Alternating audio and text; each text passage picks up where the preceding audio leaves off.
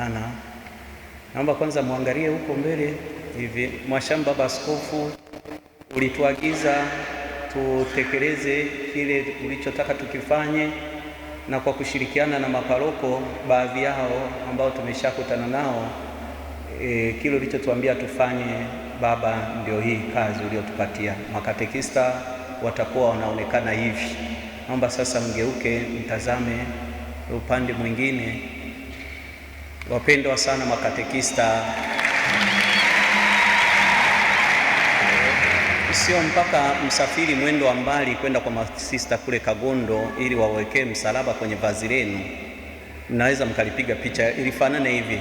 Sawa, kuna na makatekista tena jirani zetu wa Kayanga wana misalaba mekundu. Nadhani mnaweza mkamwangalia baba yuko hapo, msalaba wao huyo katekista wa jimbo la Kayanga. Kwa hiyo inatusaidia hata kuwatambua kwamba huyu ni katekista wa wapi. Kwa hiyo wa Bukoba, vazi lenu ni hili, na msihangaike popote mnapokuwa maadhimisho yoyote yale. Ukishavaa vazi hili liko rasmi, hili linatambulika, ni vazi la katekista. Kwa hiyo usihangaike si kutafuta surprise ukaweka, na vingine visapris vishakuwa vidogo kweli, kinapishana zana na mwili wako, na wengine mnatafuta zile perereni za watumishi na zenyewe mnavaa. Tunawaomba sana, vaa tu hivi mahali popote tulipo, na katika matukio yote ya kijimbo. Nawaomba makatekista, kama hakuna tatizo, hasa kwenye hija na mahali pengine, vaa vazi lako la ukatekista. Na kwa hilo ni washukuru makatekista wa parokia ya Kilimirire. Kwa kweli katika matukio ya kule wanajitahidi kwamba uhangaiki kuwatafuta.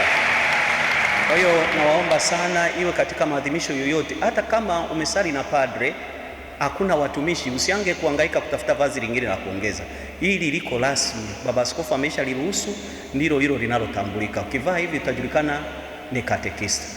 Kwa hiyo tutawaomba mapadre, watawasaidia ili muweze kubadili makanzu yenu na kuongeza msalaba, muweze kuonekana vizuri. Na kuna hilo nimelisikia, anasema kwamba pengine tutaheshimika zaidi kutokana na jinsi tunavyoonekana. Sasa pengine unasafiri kutoka mbali, unakwenda kutoa huduma, unakwenda na kanzu lako, umelitunza tu vizuri, na naomba muwe na mikoba mizuri, yani mabegi mazuri ya kubeba haya makanzu. Ni shabamu to biteka mbusharaganya. Na waomba sana, yani kwa sababu unapotokea pale mbele unakuja kuongoza ibada fulani, heshima kwanza utaanza kuipata kutokana na jinsi unavyoonekana. Nadhani inaeleweka makatekista, jinsi unavyoonekana. Na utaomba tu atakupa nafasi mahali pazuri uvae nguo yako pale ulipokwenda kuadhimisha ibada hiyo, kuongoza ibada. Omba wakupatie nafasi, sio hapo hapo tu watu wamejazana hapo, alafu na wewe labda unatoa shati unaanza tena kuvaa. Jistiri mahali fulani pazuri, vaa vizuri, alafu utokee mbele ya watu ukiwa vizuri.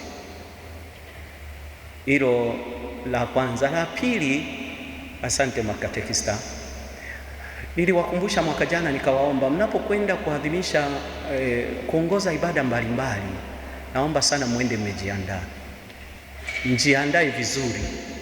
Umekwenda kuna tukio fulani, na bila shaka mapadri wanawapa taarifa mapema, basi jiandae, tafuta masomo yako, yaandae vizuri, andaa kile utakachowashirikisha watu kiandike. Unapokuwa umeandika, inawezekana ukawa na kipaji cha kuongea pasipo kuandika, lakini walau uwe na maandishi ya kuongozi, ili kile utakachokiongea basi baadaye hata kama wanataka kusikiliza au wanataka kukuuliza jambo, walau unaweza kusema kwamba nilichokuwa nimekiandaa ni hiki. Nadhani mnaona hata Baba Askofu mwenyewe hapa alikuwa ameandika, na sio kwamba yote alikuwa ameandika lakini alikuwa na mwongozo, mambo yake ameandika vizuri, mafundisho yake, mahubiri yake, na sisi tukayapokea vizuri. Kwa hiyo naomba muwe mnajiandaa vizuri, na zaidi kupitia, usije ukasema huwa nafanya kazi hii kila siku, yani umezoea kufanya, lakini kabla hujaenda hakikisha umepitia vizuri, umejipanga kwamba naenda kufanya jambo hili na hili na hili katika ibada fulani inayokwenda kuiongoza.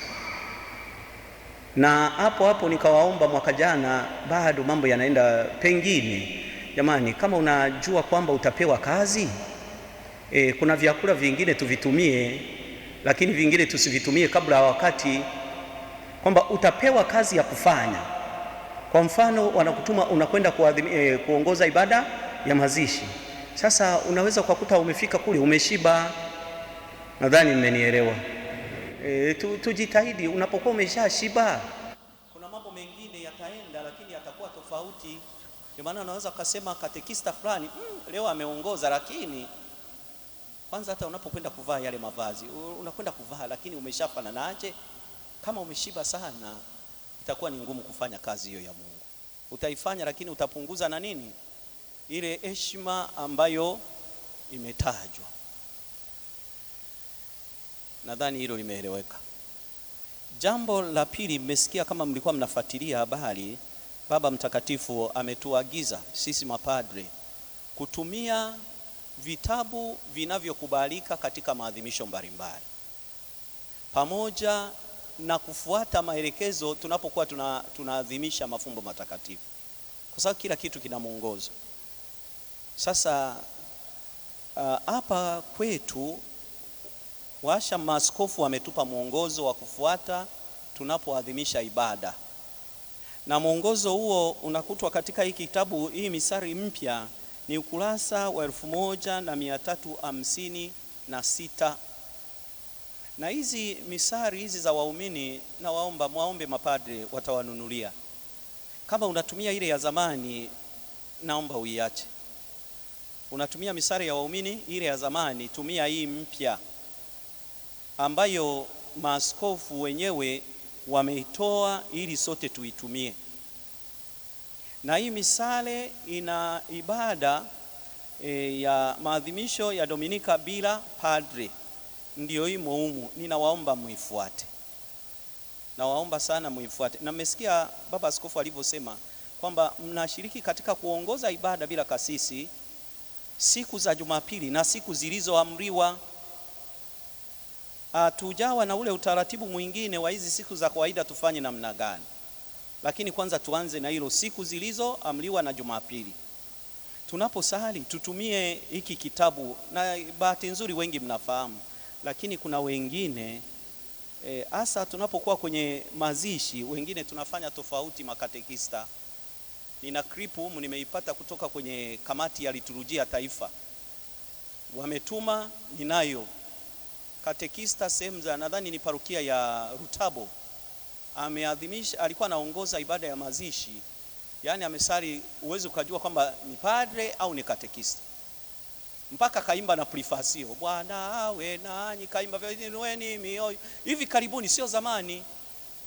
Na alikuwa amevaa kanzu, alafu akaweka na surplice, alafu akaweka na nani ile ya watumishi, ile ya rangi ya urujuani, parokia ya Rutabo. Sasa hicho unakikuta kwenye kundi, kamati ya liturujia taifa ndio wanatuma, ona huyu katekista wa kanisa gani. Sasa nawaomba sana, fuata ule utaratibu uliomo. Ni kukumbushana tu utaratibu uliomo kwenye kitabu. Nadhani inaeleweka wapendwa, ni jambo linaloeleweka, tulifuate hili. Sasa kulikuwa na nani, kwa sababu humu kuna mwongozo wa kuadhimisha ibada bila padre siku za Dominika, ambayo tunaitumia tena kwenye siku zilizoamriwa, lakini hatuna ya kutumia katika siku za kawaida.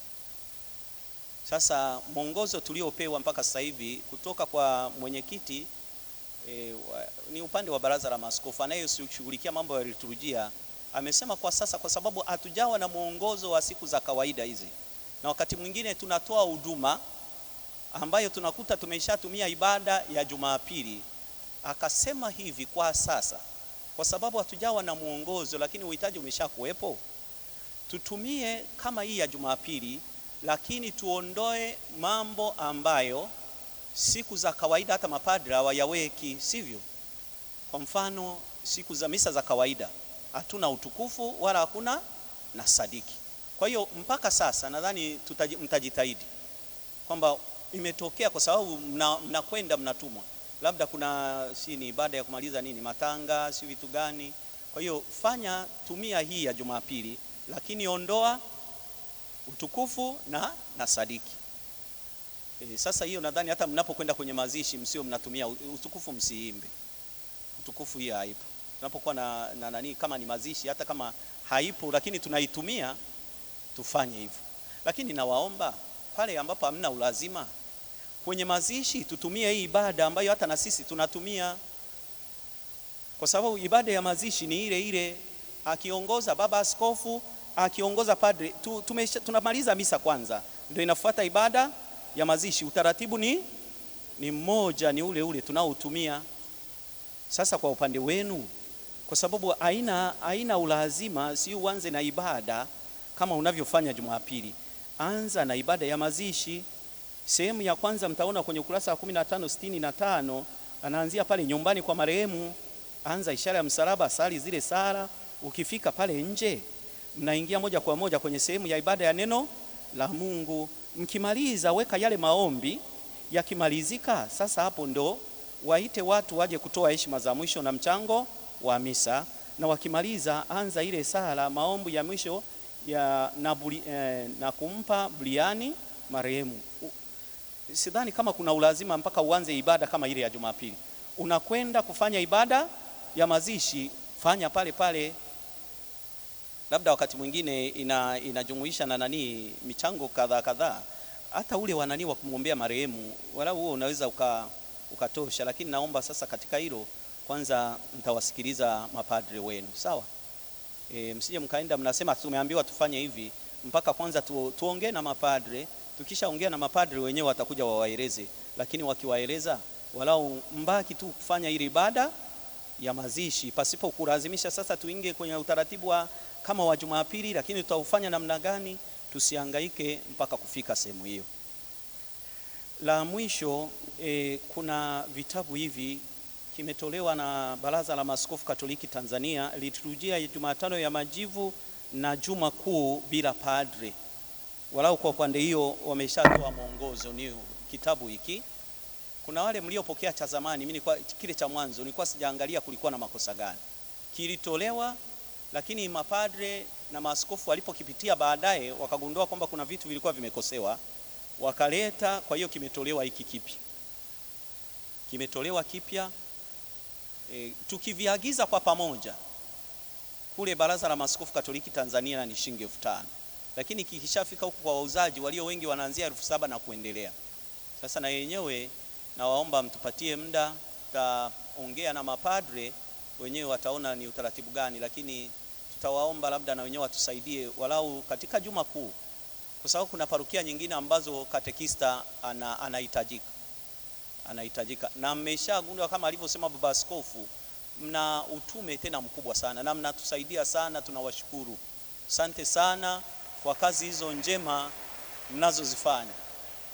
Kwa bahati nzuri niseme nilizaliwa maeneo ya hapa, mimi sikuwahi kujua kwamba kuna ibada ya katekista, na nimekaa seminarini najifunza, sikuwahi kupata hivyo. Nikakaa muda mrefu seminarini, lakini niliporudi maparokiani nimegundua kwamba kumbe na katekista anahitajika tena sana. Kwa hiyo nawaomba mlizingatie hilo, mwe mnajiandaa ili mambo yote yaweze kwenda vizuri. Tulikuwa tumewaomba mwaka jana pia, mheshimiwa ndiye mwenyekiti wenu Katekista Alfonsi, kwamba pale inapowezekana muanzishe grupu linalowaunganisha makatekista ili mwe mnahabarishana mara kwa mara. Na katika grupu hilo kuna mapadre, sisi kwenye magrupu ya mapadre, na kuna mapadre ambao wanatoa mafundisho kila mara, au hata na hawa wa Radio Mbiu, kwa mfano kama haya aliyeongea baba askofu hapa, watayarusha. Kwa hiyo ni rahisi mkiwa na kundi linalounganisha makatekista, mkawa mnapata habari hizi muhimu, na pengine hata kupata tafakari kutoka kwa baadhi ya maaskofu na mapadre ambao wanatupa tafakari za mara kwa mara. Kwa hiyo tunawaomba sana yazingatie hayo, tuendelee kufanya. Lakini kikubwa nawaomba sana tuwe tunajiandaa vizuri na tuende kuadhimisha hizi au kuongoza ibada mbalimbali tukiwa tumejiandaa vizuri na tukiwa katika hali nzuri.